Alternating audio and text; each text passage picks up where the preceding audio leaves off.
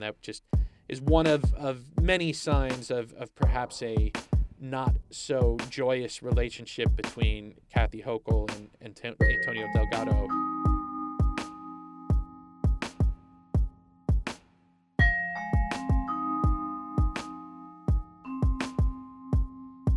Hi there, it's WAMC News Director Ian Pickus. And on this episode of the WAMC News Podcast, what we're expecting in the new legislative session. It's a quick turnaround from the holidays to the business of governing New York State, and leaders are getting ready for the legislative session that starts January 8th. After November's electoral victories by Republicans nationwide, it remains to be seen how Democrats who control Albany will respond. And the new session comes halfway through Governor Kathy Hochul's first full term, with the governor facing lingering low popularity in polls. Joining us now to set up the new year is WNYC Capitol reporter Jon Campbell. Jon, thanks for being with us. Ian, thanks so much for having me. So I know everyone's trying to figure out the answer to this, but what effect do you think the elections will have on what happens in this upcoming session? Well, I mean, it has some level of effect, and that's in large part because right now state leaders aren't quite sure what kind of federal funding they'll get for, say, the MTA, the New York City transit system, which is something that requires billions and billions of dollars of upgrades, and Democrats were hopeful to have a Kamala Harris administration because they thought that they'd have a better shot at getting more funding for that system. And, you know, it's not just that. There are many different joint federal state programs, the biggest being the Medicaid and Medicare systems that New York is reliant on federal funding, and that's a big question under this Trump administration is what that will look like going forward. So that has this big trickle-down effect on the state budgets and state programs. So yeah, it'll have a significant effect in ways that we're still not quite sure of, but in ways that the governor says that she's preparing for right now. What do we know about the Hochul-Trump dynamic? Well, so far, the Governor Hochul, has taken a kind of cautious approach with President Trump, President-elect Trump, I should say.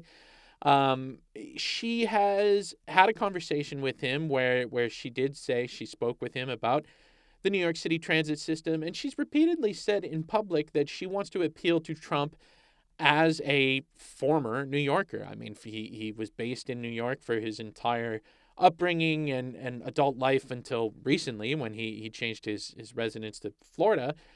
But she says Donald Trump is a New Yorker and she wants to appeal to those New Yorker sensibilities. So that is the approach she's taken so far. She has not taken an aggressive approach as, say, Gavin Newsom out in California, who called a special session to, quote unquote, Trump-proof California ahead of Trump's inauguration. Kathy Hochul hasn't taken that approach, although she has been doing some things behind the scenes, as we said.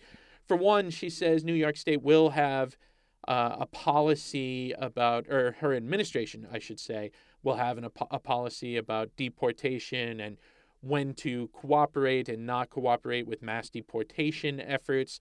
We have not seen that yet to this point, but that is something that we're going to be looking forward to prior to Donald Trump's inauguration, because he's made mass deportation a major part of his and the Republican Party's platform.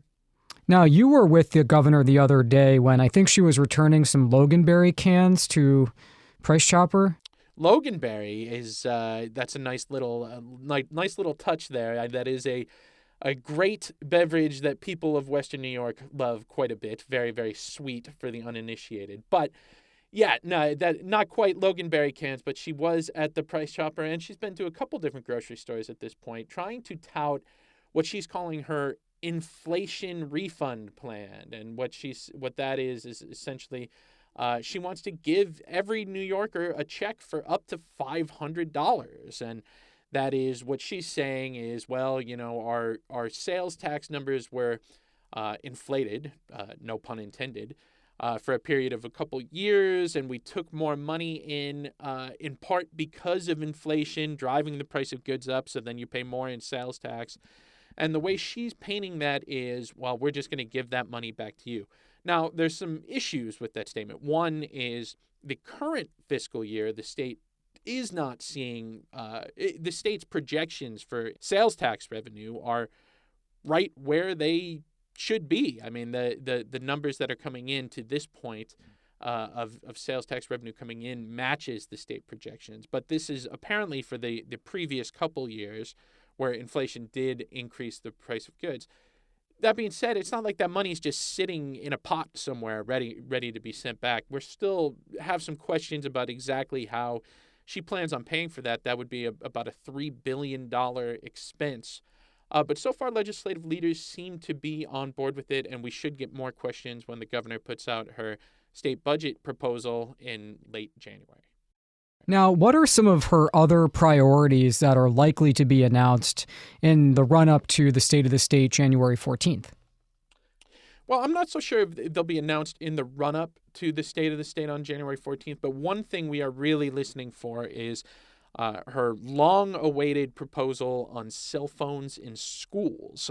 Last year, the governor made clear that she thinks that cell phones should be restricted in some way or banned altogether in public schools. And her reasoning for that is she thinks it's a distraction, that she did a listening tour across the state where she spoke to teachers and administrators, and there seems to be somewhat of a consensus that the phones are a major distraction during the day, that especially in high school, that most students, or many students, I should say, have smartphones. We live in a smartphone era now, and they're constantly playing with them through the school day. But there is another side to that argument, and it's one that we've heard from Assembly Speaker Carl Hastie, who has a young kid.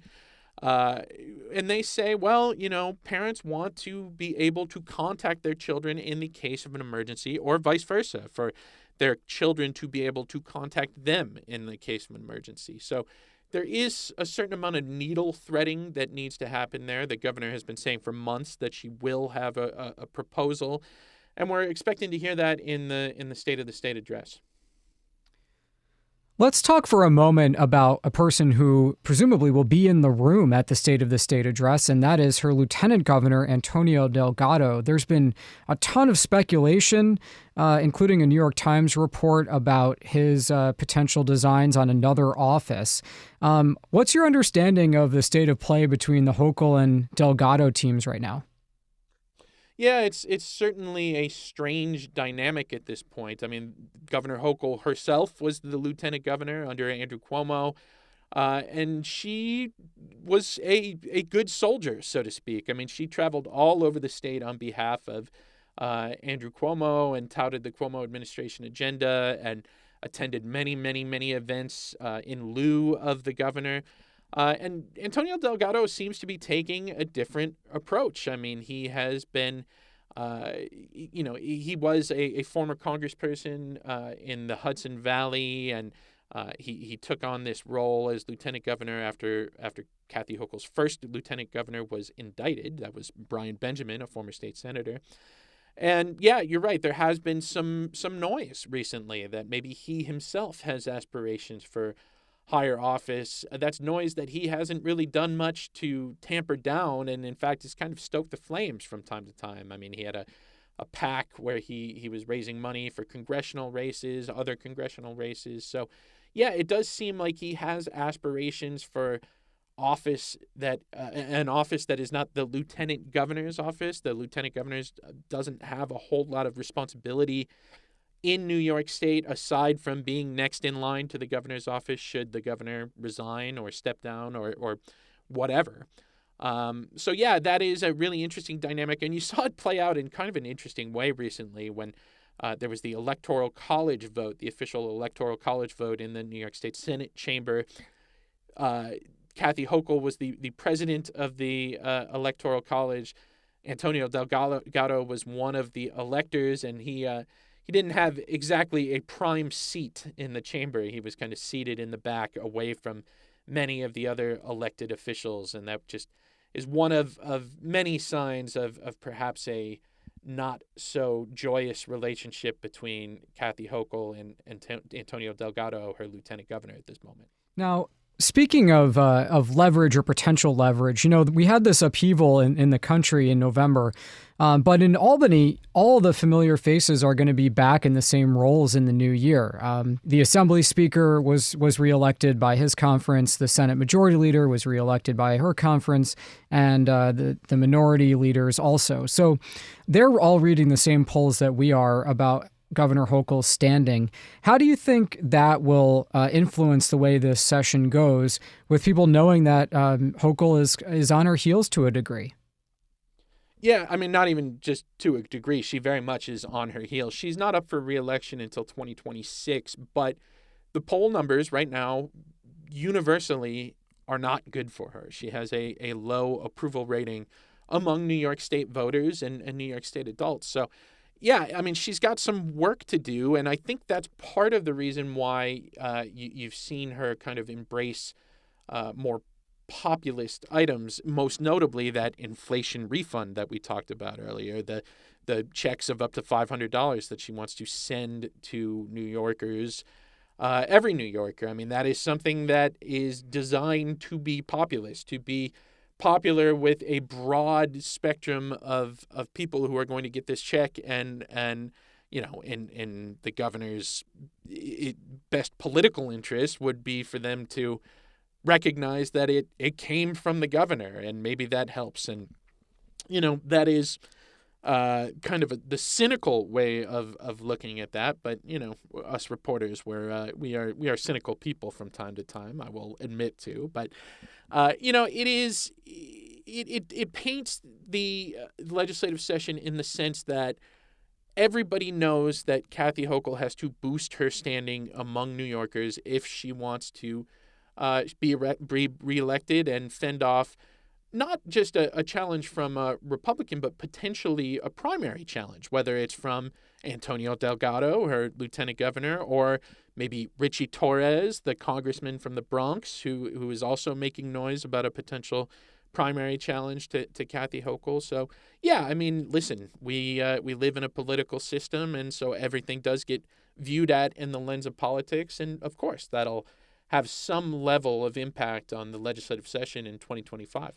Are there any big issues that were left over from last year, particularly from the legislature's point of view, that did not get over the finish line that you think might have a better chance this year?